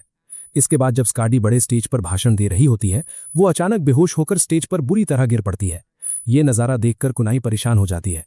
बाद में सफेंटाइट और ग्लेन अपनी नेंटर क्रैकन डॉक्टर कथुली से अस्पताल में मिलने जाते हैं। जैसे ही वो कथुली के दफ्तर में कदम रखते हैं, कथुली अपने लिपटने वाले टेंटिकल से ग्लेन को कसकर पकड़ देती है। सफेंटाइट तुरंत गुस्से में कथुली के उन चिपचिपे हाथों को पकड़ती है और अपने गंदे हाथों को ग्लेन से दूर रखने को डांटती है। कथुली गंभीर होती है और उस दिन स्कार्डी को स्टेज पर संभालने के लिए शुक्रिया अदा करती है। ग्लेन चिंता में स्कार्डी की बीमारी के बारे में पूछता है। कथुली दुख से समझाती है कि वो खतरनाक और दुर्लभ बीमारी स्कार्डी के पूरे जिस्म में बुरी तरह फैल चुकी है। वो बताती है कि स्कार्डी का दिल भी प्रभावित हो चुका है और ड्रैगन्स का ठीक से इलाज करना मुश्किल होता है। अचानक कथुली परेशानी में अपना टेंटिकल दांतों से काट लेती है और डरते हुए कहती है कि स्कार्डी की हालत ठीक करना नामुमकिन जैसा हो गया है। कथुली उम्मीद के साथ कहती है कि लगातार आराम करने और अच्छा खाना खाने से स्कार्डी होश में जरूर आ जाएगी, पर वो ध्यान दिलाती है कि हमें स्कार्डी को हमेशा के लिए बचाने और पूरी तरह ठीक करने के लिए इस खतरनाक बीमारी की एकदम जड़ तक हर हाल में जाना ही होगा, वरना उसका पूरी तरह सिस्टम हैंग कर दिया जाएगा। बेचारा डॉक्टर ग्लेन अपनी मेंटोर कथुली से स्कार्डी की बीमारी की वजह पूछता है। जवाब में कथुली उन्हें वापस क्लिनिक जाने की सलाह देती है क्योंकि स्कार्डी खुद ठीक होने का इरादा नहीं रखती। सैफी हैरान होकर इस बात का असली मतलब पूछती है तो कथुली बताती है कि स्कार्डी इलाज बिल्कुल नहीं चाहती। क्लिनिक में कुनाई अपने हाथ पर टांके लगवाती है और इस बात पर मुहर लगाती है कि स्कार्डी इलाज नहीं चाहती। कुनाई रोते हुए गुस्से में कहती है कि इस पागलपन वाले फैसले को किसी हाल में मंजूरी नहीं मिलनी चाहिए, पर ग्लेन समझाता है कि कथुली जैसी बड़ी डॉक्टर ऐसे मरीज का इलाज नहीं करेगी जो खुद इससे इनकार करे। कुनाई जज्बाती होकर दरख्वास्त करती है कि वो स्कार्डी का इलाज करे, चाहे इसके लिए उसे उसके खिलाफ जाना पड़े।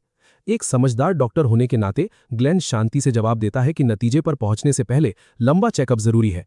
उसी दिन कुनाई चुपके से ग्लेन और सैफी को स्कार्डी के दरवाजे तक ले जाती है ताकि वो अचानक चेकअप करे।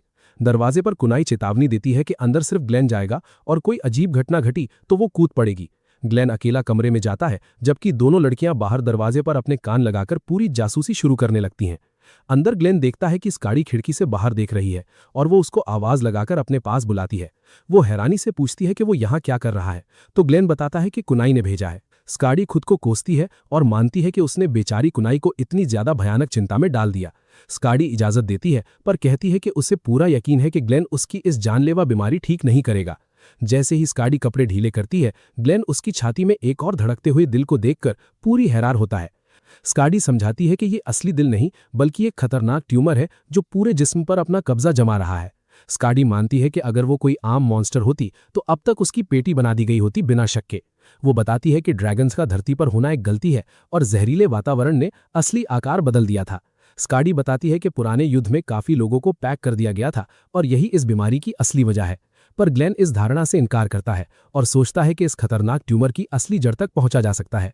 चेकअप के दौरान जैसे ही वो उसके जिस्म को छूता है, स्काडी अजीब आवाजें निकालते हुए पीछे हटकर गुदगुदी होने का कहती है। ग्लेन परेशानी में सोचता है कि सर्जरी के बाद ऐसी नाजुक चमड़ी पर ठीक से टांके लगाना काफी मुश्किल होने वाला है। जब ग्लेन उसकी भारी पूंछ चेक करता है तो स्काडी घबरा जाती है, पर मानती है कि पूंछ में जिस्म का पोषण है। स्काडी शर्माते हुए बताती है कि उसकी पूंछ नाजुक है, जिसके लिए ग्लेन माफी मांगता है, पर पंखों का भी चेकअप करता है। पंखों को छूते ही स्काडी काफी अजीब और ऊंची खुशी वाली आवाजें निकालने लगती है, जो कि एकदम क्रिंज वाली हरकत थी। अचानक स्काडी जोर जोर से रोने लगती है और उसकी ये रोने की आवाज सुनकर बाहर खड़ी कुनाई अपना आपा खो देती है। कुनाई तुरंत अंदर घुसती है और मालकिन स्काडी को आधे कपड़ों में रोते हुए देखकर उसको सच में काफी भारी झटका लगता है। ठीक उसी वक्त पीछे से सैफी अंदर आती है और चिढ़ते हुए ग्लेन से लंबा समय लगने की असली वजह के बारे में पूछती है। इसी दौरान कुनाई गुस्से में अपना चाकू निकाल लेती है और ग्लेन का टिकट कट गया करने की एक भयानक धमकी देती है। पर शांति बनाए रखने के लिए तुरंत स्काडी कुनाई को रोकती है और थककर कहती है कि वो अब सोने जा रही है। अगले दिन सुबह ग्लेन और सैफी अस्पताल जाकर कथुली से स्काडी पर बड़ी सर्जरी करने के लिए मदद मांगने पूरी तैयारी करते हैं। कथुली हंसकर कहती है कि वो दोनों अकेले ही ये सर्जरी आराम से कर सकते हैं, क्योंकि चेकअप उन्होंने ही पूरा किया है। ग्लेन समझाता है कि सर्जरी में कथुली के लंबे हाथ और कई टेंटिकल्स इस भयानक सर्जरी को आसानी से सफल बना सकते हैं। कथुली हैरानी से पूछती है कि क्या स्काडी ने मंजूरी दे दी है और समझाती है कि ट्यूमर नसों पर जाल बिछा चुका है। जब ग्लेन जिद पर अड़ जाता है तो कथुली भड़क उठती है और बताती है कि स्काडी अपना सिस्टम हैंग करवाने को तैयार है। कथुली ठंडी सांस लेकर पूछती है कि क्या ग्लेन उस अनजान और जिद्दी मालकिन को इतना लंबा रास्ता तय करके सच में मना पाएगा। ग्लेन पूरे आत्मविश्वास से जवाब देता है कि वो ये सब इसलिए कर रहा है क्योंकि यही स्काडी की सबसे ज्यादा बड़ी इच्छा है। ये जज्बाती बात सुनकर कथुली पूरी तरह पिघल जाती है और भाव विभोर होकर अपने टेंटिकल से ग्लेन और सैफी को कसकर लपेट लेती है। कथुली उनकी हिम्मत की तारीफ करती है और कहती है कि एकेडमी के दिनों से वो दोनों सच में काफी समझदार और काबिल है। पर अचानक उसके टेंटिकल सैफी के नाजुक हिस्सों की तरफ भटकने लगते हैं, जिससे सैफी काफी बुरी तरह चिल्लाने लगती है और माहौल बिगड़ता है। कथुली शांत होकर चेतावनी देती है कि सर्जरी को संभालने के लिए काफी हाथ नहीं है, भले ही मालकिन स्काडी आसानी से मान जाए।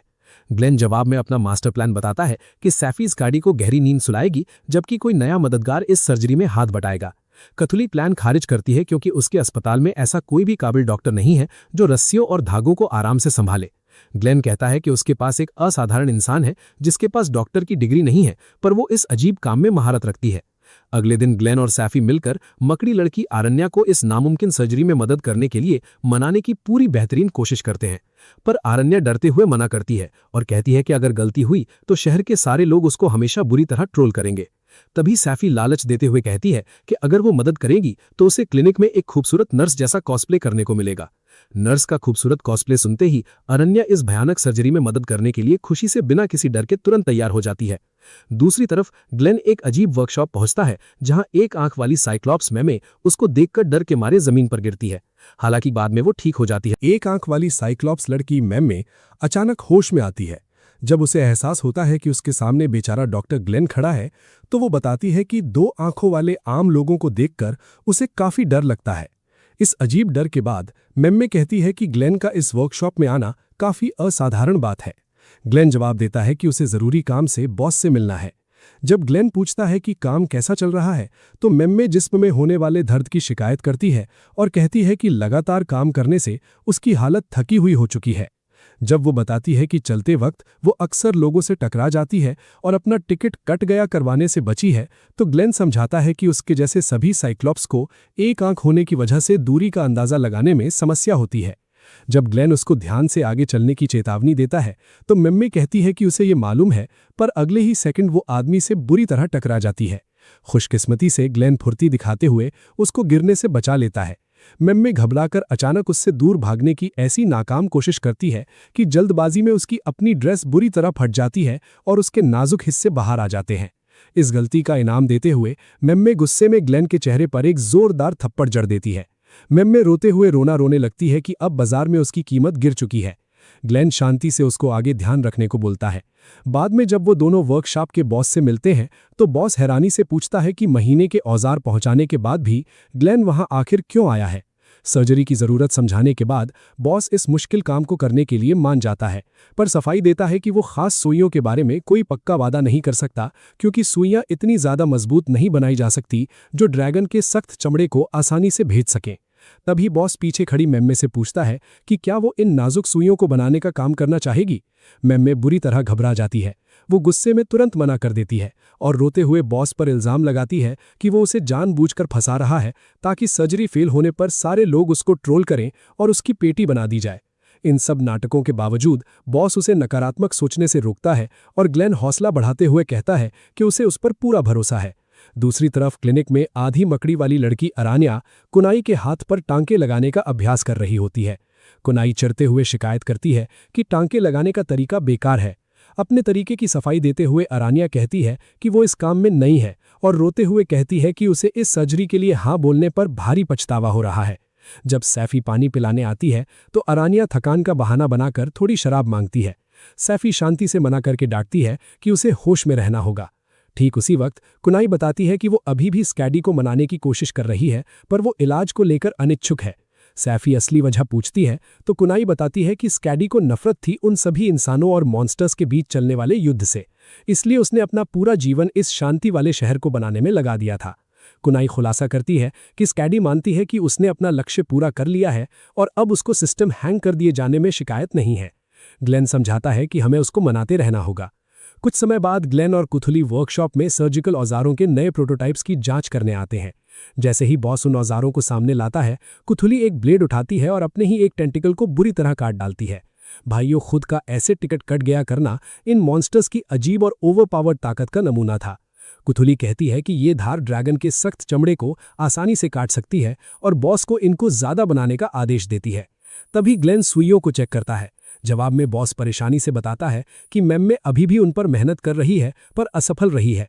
बॉस आगे कहता है कि वो चाहता है कि मेम्मे आत्मविश्वास हासिल करे, जिस पर ग्लेन उसकी बात से सहमत होता है। इस बीच मेम्मे सुइयां बनाने की जिद में वर्कशॉप की मशीनरी को लगातार घूरती रहती है। कुछ पलों बाद हार्पी एली हवा में उड़ती हुई ग्लेन को खबर देती है कि मेम्मे थकान से वर्कशॉप में बेहोश हो चुकी है। बेचारा डॉक्टर ग्लेन वहां भागकर पहुंचता है। वो जांच करता है कि क्या सांस चल रही है, जबकि सैफी नब्ज चेक करके बताती है कि धड़कन कमजोर हो चुकी है। उसको सांस लेने में आसानी देने के लिए ग्लेन जल्दी में उसकी टाइट शर्ट को काट देता है। तभी बॉस डरकर पूछता है कि क्या वो बीमार है। ग्लेन समझाता है कि ये हीट स्ट्रोक हो सकता है और उसे ठंडी जगह ले जाने का सुझाव देता है। कुछ देर बाद जब मेम्मे होश में आती है तो हैरानी से पूछती है कि वो कहाँ है। जब वो उठने की कोशिश करती है तो ग्लेन प्यार से उसको वापस बिस्तर पर लेटाता है और आराम करने को कहता है। जब वो चक्कर आने की शिकायत करती है तो ग्लेन आराम देने के लिए उसका सिर सहलाता है। अरानिया मजाक में ताना मारती है कि ग्लेन को मेम्मे पसंद आ गई होगी। अरानिया खुद को मेहनती बताती है, पर सैफी चुप करा देती है। अचानक मेम्मे की नज़र जिस्म पर पड़ती है और अपनी शर्ट को फटा देख बुरी तरह पागल हो जाती है। ग्लेन सफाई देता है कि इमरजेंसी की वजह से शर्ट काटनी पड़ी थी। अरानिया उसको नई शर्ट पहनने देती है। बाद में ग्लेन उसकी आंख की जांच करता है और सैफी जड़ी बूटियां लाती है। मेम्मे भाप अंदर लेती है और खुद को बेकार साइक्लॉप्स बोलकर कोसती है, पर खुशी से बताती है कि उसने सुइयों के लिए आविष्कार कर लिया है। वर्कशॉप वापस पहुंचने पर मेम्मे उन्हें मशीनरी दिखाती है जो बल्क में सुइयां बनाती है। खुशी में वो ग्लेन से टकराती है, पर ग्लेन पीछे हट जाता है। सुइयां सच में मजबूत निकलती हैं। कुछ दिनों बाद स्कैडी काउंसिल मीटिंग से निकलते वक्त ग्लेन को देखती है और पूछती है कि क्या वो अभी भी उसको मनाने की कोशिश कर रहा है। ग्लेन उसको सर्जरी के लिए मनाता है। क्लिनिक में ग्लेन अरानिया को टांके लगाने में मदद करता है। सैफी जल भुन जाती है और झूठी शिकायत करती है कि फाइल्स ठीक नहीं है। जब ग्लेन खाना अकेले खाने बोलकर अस्पताल जाता है तो अरानिया ताना मारती है, पर सैफी खुशी से मुस्कुराती है। सैफी अहंकार से बताती है कि उसे ग्लेन से दूर रहने की आदत है, पर वो हमेशा वापस लौटेगा। उसी शाम डाइनर में तेसालिया अरानिया को सर्जरी की तैयारियों के लिए शुक्रिया करती है। अरानिया के पूछने पर सफ़ी इसे लड़कियों की खास रात बताती है ताकि खुलकर बातें हो सकें। तेसालिया पूछती है कि क्या उसकी जानकारी मददगार रही। सफ़ी गर्व से बताती है कि दिया गया सामान इतना ओवरपावर्ड है कि अकेले स्काडी को सुलाने के लिए काफ़ी होगा, जिसमें पूरब की एक खास अल्कोहल शामिल है। ये सुनकर बेवड़ी अरानिया और शराब मांगती है। तेसालिया पूछती है कि क्या वो प्यार का मतलब जानती है, पर नशे में चूर अरानिया बकवास करते हुए उन्हें बेस्ट फ्रेंड्स बोलती है। सब उस बेवड़ी दोस्त के नाम अपना जाम खाली करते हैं। देर रात क्लिनिक में अरानिया ड्रैगन स्केल चुराने की कोशिश करती है। सफ़ी उसे रंगे हाथों पकड़कर कच्ची खिलाड़ी बुलाती है और डांटती है कि वो हर मजाक सहेगी पर ग्लेन को दिया गया अपना उपहार चोरी नहीं होने देगी। घबराकर अरानिया स्केल सफ़ी पर फेंककर खिड़की से कूद जाती है, पर बाहर इंतजार कर रही तिसालिया से टकराती है। सफ़ी भी पीछे से लैंड करती है और हार मानने को कहती है। अरानिया रोते हुए पूछती है कि उन्होंने उसे कॉप्स को क्यों नहीं सौंपा। सफ़ी बताती है कि उसे पता था कि सर्जरी के दबाव में उसका सिस्टम हैंग होगा और चोरी की आदत वापस आएगी। अरानिया कबूलती है कि उसे करीबी लोगों की प्यारी चीजें चुराने की भयानक बीमारी है। सफ़ी ध्यान दिलाती है कि हर्पी गांव के बाद से ही वो उनकी दोस्ती पर इम्तिहान ले रही है। दोनों लड़कियां उसे सच्ची दोस्ती का ज्ञान देती हैं और सफ़ी उसे उसकी बेस्ट फ्रेंड्स वाली बात याद दिलाकर भरोसा करने को कहती है। जज्बाती होकर अरानिया होते हुए बेहोश हो जाती है। तिसालिया पूछती है क्या उसने स्केल चुराकर ग्लेन का इम्तिहान लिया। अरानिया मानती है और कहती है उसे लगा वो सब उसे मतलब के लिए रख रहे हैं। वो हैरान थी कि ग्लेन उसकी घटिया हरकतों को भूलकर धैर्य दिखा रहा है। तिसालिया हैरानी जताती है कि उसे अभी भी ग्लेन पर यकीन नहीं है। अरानिया बताती है कि वो किसी पर भरोसा नहीं कर सकती और ग्लेन के पास बेचैन रहती है क्योंकि ग्लेन उससे डरता है पर दूर नहीं भागता। सफ़ी उसके दिल का राज जानने के लिए सवाल करती है और खुलासा करती है कि वो भी उनकी तरह ग्लेन के प्यार में पागल है। दूसरी तरफ ग्लेन दोबारा मालकिन स्काडी से मिलता है जो रोज आने पर ताना मारती है। ग्लेन कहता है उसने मकसद पूरा नहीं किया है।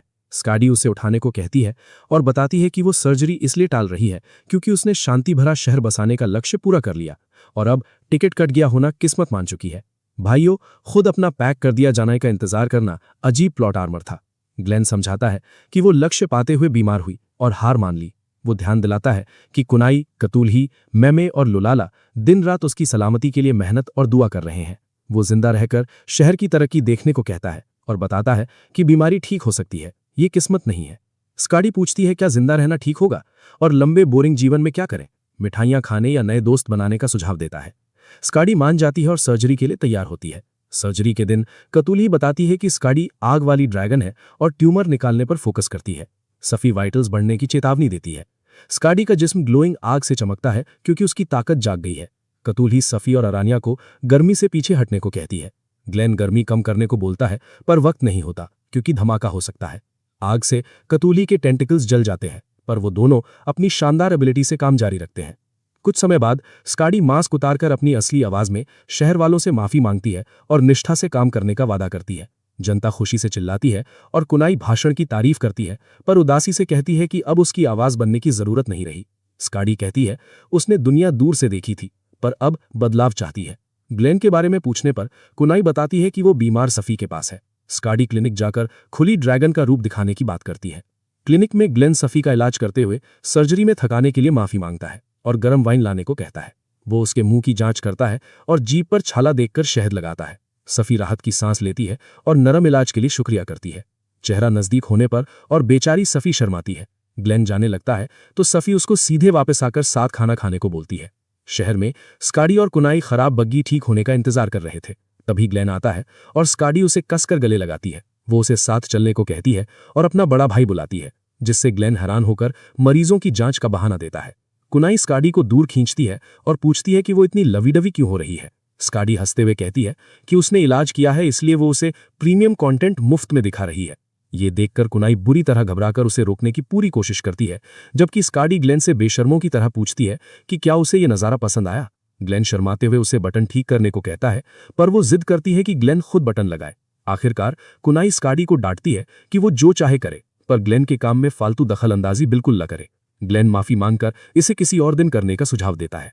जब कुनाई दूसरी बग्गी का इंतजार करने को कहती है तभी साइक्लॉप्स मेमे वहां से गुजरती है और रुककर मामला पूछती है। ग्लेन उसे खराब बग्गी दिखाता है और मेमे अपनी भारी ताकत से मिनटों में उस बड़ी बग्गी को ठीक कर देती है। स्काडी खुशी से उसका हाथ पकड़कर उसकी जान 2 बार बचाने के लिए दिल से शुक्रिया करती है, पर मेमे शर्माते हुए इसे एक छोटी बात बताती है। स्काडी तुरंत कुनाई को उन्हें बेहतरीन उपहार देने का आदेश देती है और बग्गी ठीक होने पर वो उनके पास 2 भारी शराब के बैरल छोड़कर वहां से तेजी से चली जाती है। तभी अचानक ग्लेन को याद आता है कि उसे किसी और जगह जल्दी जाना होता है, इसलिए वो जल्दबाजी में मेमे को उन दोनों बैरल्स की रखवाली करने का आदेश देता है और बिना सोचे तेजी से भाग जाता है। क्लिनिक में अरानिया साफी को तैयार करती है और खाना बनाने का कहती है। गांव में डायोन नदी से चट्टान उठाती है। मुखिया की शुक्रिया पर वो कहती है ऐसे छोटे काम हमेशा करवा सकते हैं। जब मुखिया फलों की भेंट देता है, डायोन मना करके पहले से मिले ढेर दिखाती है। शहर में ग्लेन लौटता है तो मेमे अकेले बैठने की बेइज्जती पर रोती है। अकेले छोड़ना बेकार प्लॉट आर्मर था। ग्लेन बताता है मदद मिल गई, तभी के लॉर्ना बैरल्स वाली बग्घियां खींचती आती हैं। हैरान मैमे पूछती है नए बैरल्स कहाँ से आए, तो के इसे उपहार बताती है। मैमे पूछती है क्या शहर में शराब आम नहीं है। तिसालिया आकर बताती है कि सब्जियां भी मिली हैं। उनके जाने पर तिसालिया खुश होती है, जबकि के मालकिन को सगाई की तारीख तय करने बोलती है, पर ग्लेन साफ इनकार करता है कि उसे सगाई में दिलचस्पी नहीं है। तिसालिया मजाक उड़ाते कहती है साफी की चिंता ना करें, क्योंकि वो दोनों दिल जीतने की जंग लड़ रही हैं। क्लिनिक में साफी बेचैन होती है कि कहीं कोई और औरत ना मिल जाए। अरानिया कहती है ज्यादा फिक्र से बुखार आ जाएगा क्योंकि ग्लेन मशहूर है। वो अजीब दृश्य पेंट करती है जहां ग्लेन उस पर लाइन मारने वाली दूसरी औरतों के साथ ओवरपावर्ड एक्शन में बिजी होगा। अचानक एली खिड़की पर खटखटाती है।